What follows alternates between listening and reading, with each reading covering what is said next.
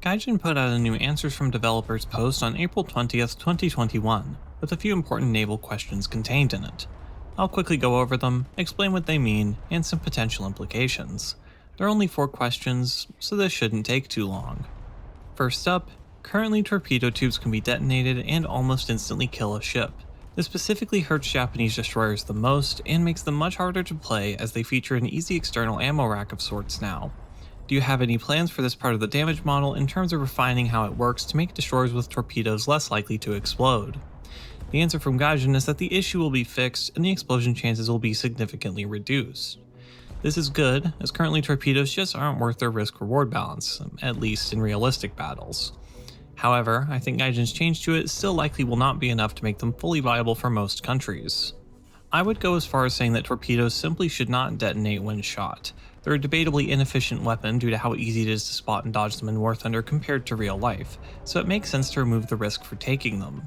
While there are historic cases of torpedo-related detonations, such as the oxygen propellant on some Japanese torpedoes exploding, as far as gameplay goes, it's more of a negative influence than a positive one.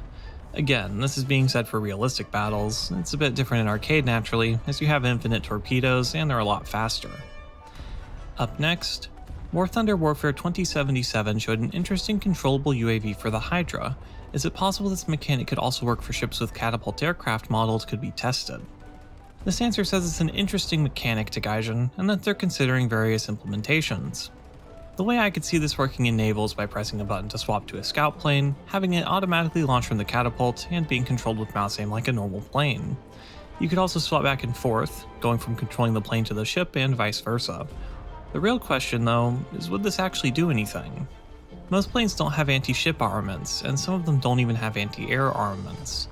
Maybe they could improve spotting or tighten dispersion, but that would then make having spotting aircraft too important for the naval meta, nerfing some of the Atlantic countries who simply didn't carry scout planes on their cruisers. At most, they could probably land and capture a point, but at that point cruisers would be asserting much more map control than destroyers, and again it would disproportionately buff the Pacific navies. As interesting as the concept is, it doesn't seem like it'll go anywhere meaningful for naval forces. Up next, do you plan to introduce Naval Enduring Confrontation RB in a permanent mode, like Helicopter Confrontation AB or Air Confrontation SB? I would like to see this mode more often. The last test showed its best sides. Gaijin said no, and that the test will continue to be intermittently held.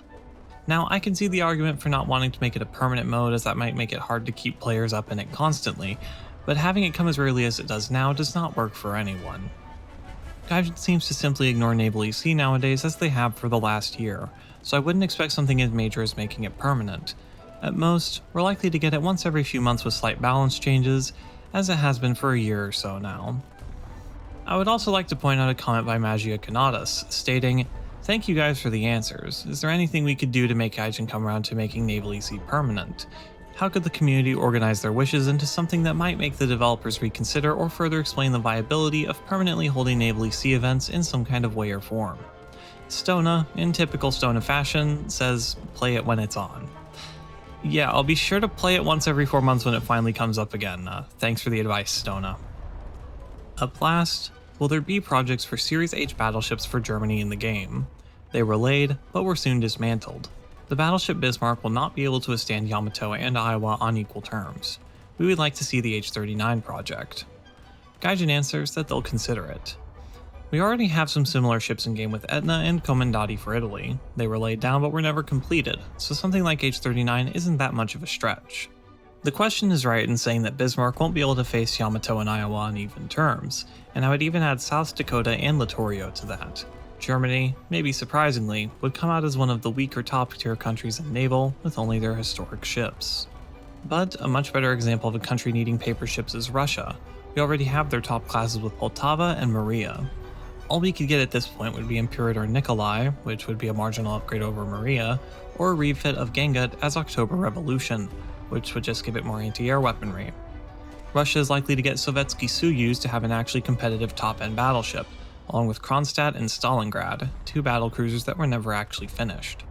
If not, they're stuck with slight upgrades over what we have now for the foreseeable future, so it's logical to say that they really need paper ships to compete.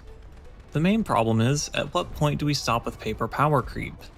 Lots of countries have unfinished battleship designs. The Tillman 4-2, USS Montana, the A-150, and the Lion-class battleships could all technically be added, but that would leave many countries in the dust since they would simply be outclassed.